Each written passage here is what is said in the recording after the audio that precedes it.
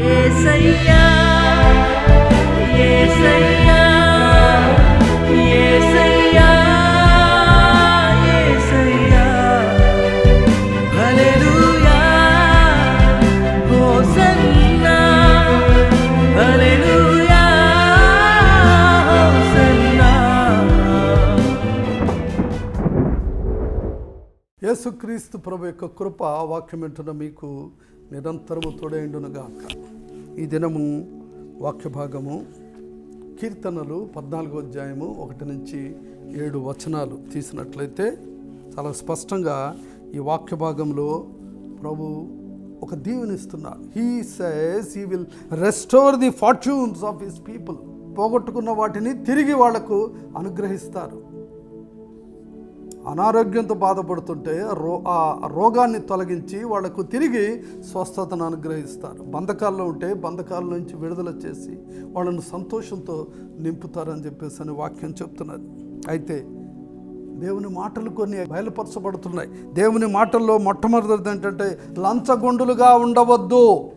నువ్వు వ్యాపారం చేస్తున్నా, సర్వీస్లో ఉన్నా లంచగొండితనం నీలో ఉండటానికి వీల్లేదని మొట్టమొదటి ఆజ్ఞగా చెప్పబడుతున్నది. రెండవది ఏంటంటే పాపపు క్రియలు చేయరాదు, పాపపు తలంపులు చేయరాదు.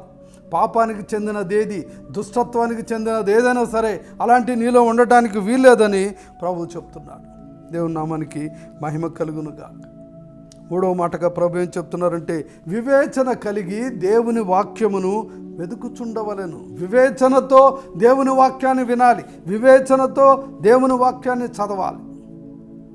ఒక రిచువలిస్టిక్గా ఇలా ఓపెన్ చేసి ఏదో చదివి వెళ్ళిపోవటం కాదు, లేకపోతే వింటూ కాసేపు నిద్రపోతూ కాసేపు ఈ చెవుల్లో విని ఆ చెవుల్లో మర్చిపోతూ అలాంటి రిచువలిస్టిక్ వర్క్స్ దయచేసి మీరు చేయవద్దు. వివేచన కలిగి అలర్ట్గా ఉంటూ మెలకువగా ఉంటూ దేవుని వాక్యాన్ని వినండి, దేవుని వాక్యాన్ని హృదయంలో భద్రపరుచుకోండి. చివరిగా ఆజ్ఞ ఏంటంటే షుడ్ నాట్ సిన్, పాపము చేయరాదు.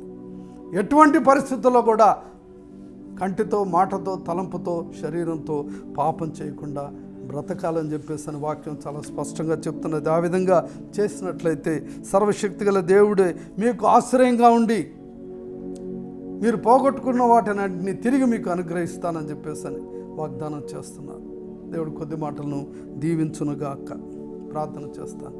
దయగల తండ్రి, ప్రేమగల తండ్రి, పరిశుద్ధ ప్రభువా, సర్వశక్తిమంతుడా, నీ పాదాలకు స్తుతులు స్తోత్రాలు.